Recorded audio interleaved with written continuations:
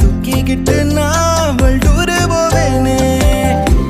உன்னை விட்டா எனக்கு யாரடா, என்னை விட்டா உனக்கு யாரடா, பெஸ்ட் ஃப்ரெண்டு ஃபாரெவர் யாரடா,